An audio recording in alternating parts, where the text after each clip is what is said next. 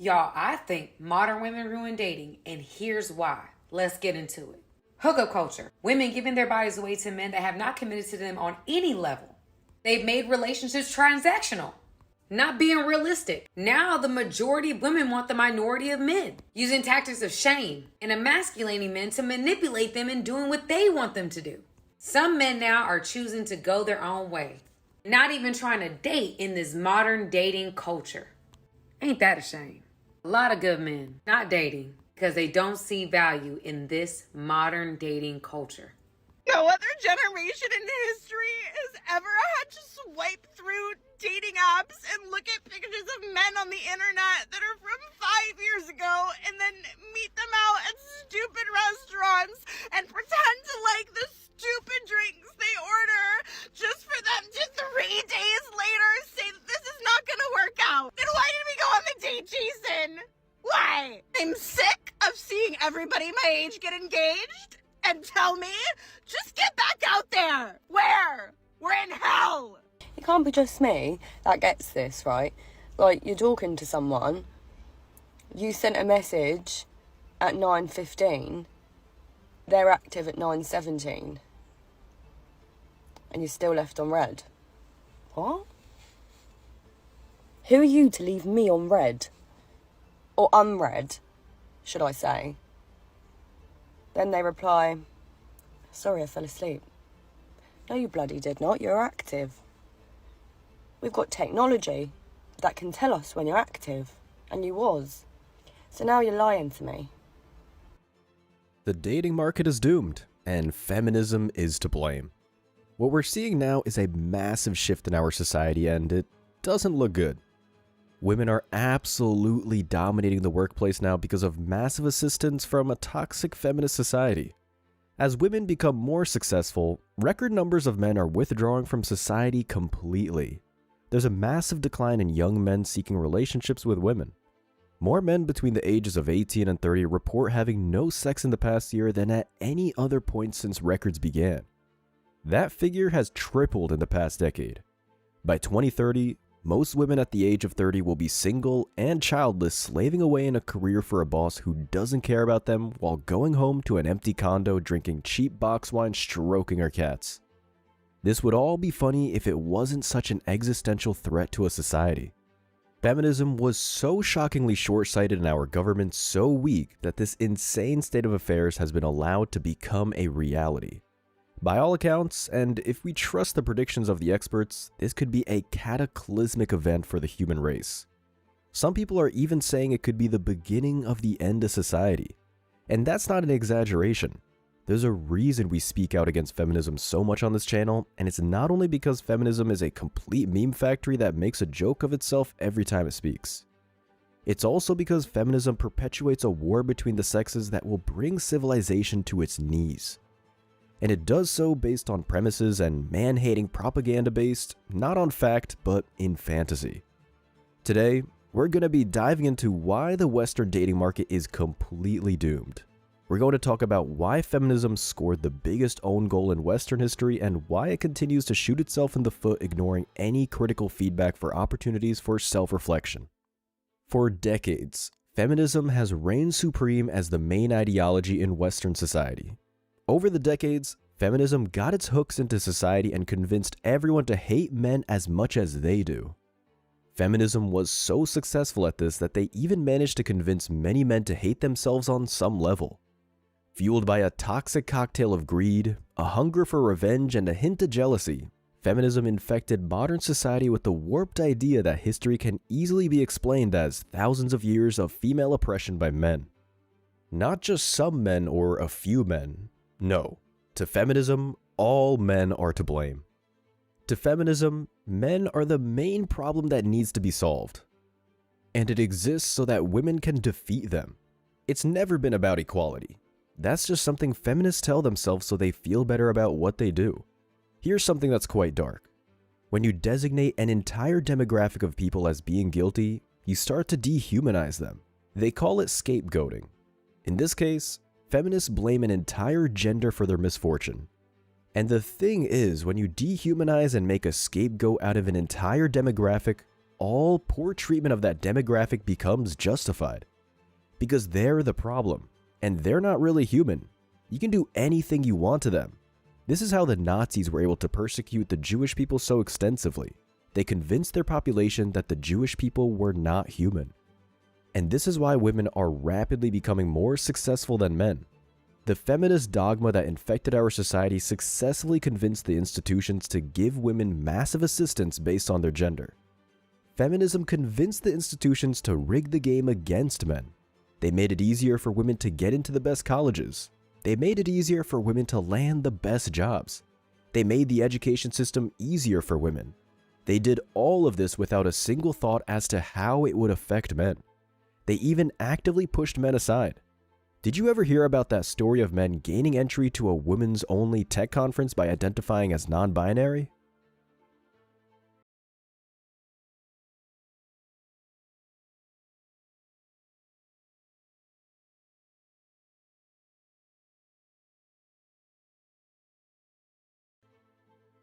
This is supposed to be a joyous event that centers around you. Yesterday, it became clear that there are a far greater number of cisgender men attending than we had anticipated. Simply put, some of you lied about your gender identity when you registered. And as evidenced by the stacks and stacks of resumes you were passing out, you did so because you thought that you could come here and take space to try to get a job. We need male allies. We need men who want to celebrate women, who want to work with and for women. And so, just take a moment to notice the smile on that Sim's face at the end. He's standing on stage being a good little boy and getting the praise of all the girls. It must be his dream come true. It was supposed to be a conference where women could land high-paying tech jobs while denying entry to men. And it was hilarious because the feminists were freaking out, but they couldn't do anything about it. But nothing changed, because they don't care and they never have. Again, they say it's about equality, but they have no problems whatsoever with implementing preferential hiring and diversity quotas based on gender, not performance. This is exactly the kind of hypocrisy that feminism is guilty of. It's one rule for men and another for women. Feminism is not about equality, it's about power. And the shocking thing about all of this is that feminism convinced the institutions to rig the game in favor of women while gaslighting them into believing that women are still the real victims in all of this. They kept playing the tired old wage gap card, but economists debunked the whole gender gap theory decades ago. But nobody listens to them because feminism doesn't care about the truth. It just cares about confirming its own delusions. No matter how much help you give women, according to feminists, it's not enough. It'll never be enough. Not only do they unfairly prop women up, they actively put men down. Through the man-hating dogma, colleges have become a toxic environment against men. This is why they're dropping out at a rapid rate. In 1970, men outnumbered women in college, accounting for 59% of undergraduate enrollment in 2-year institutions and 57% in 4-year institutions.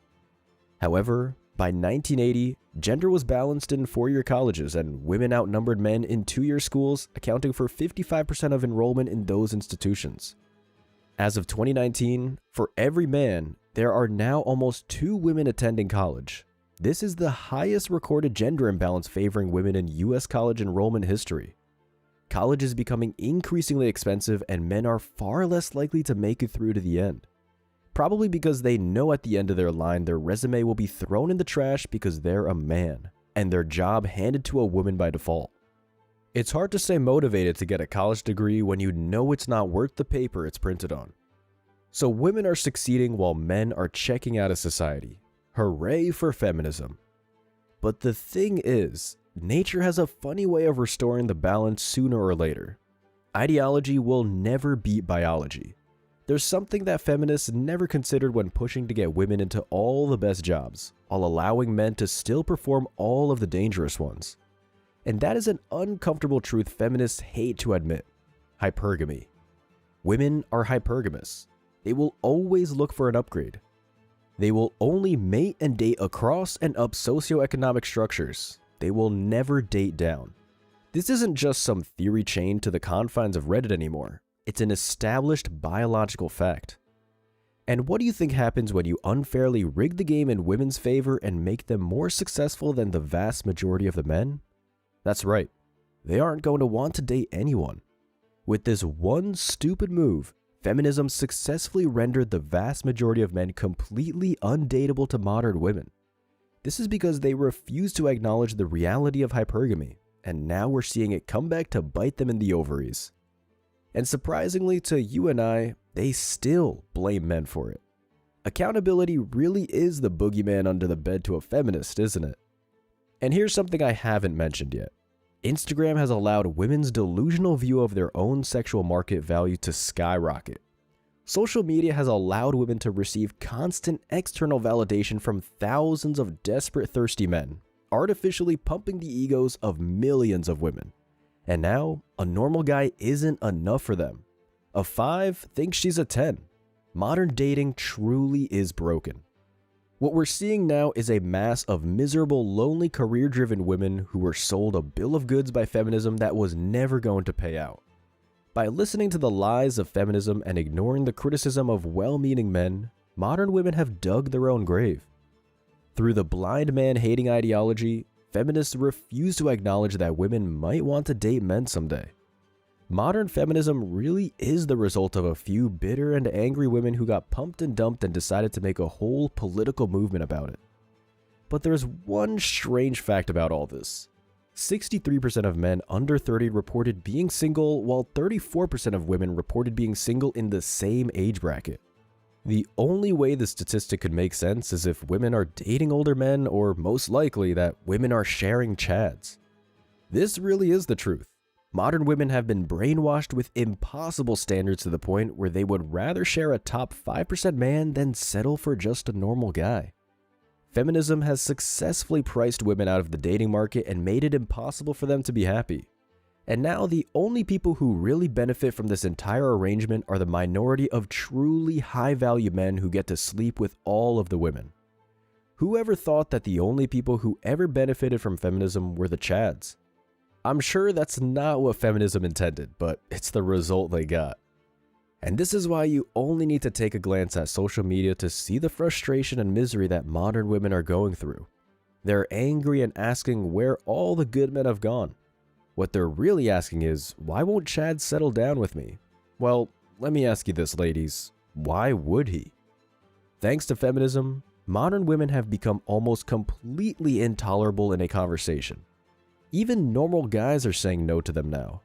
What chance do they have of getting a Chad to commit to them?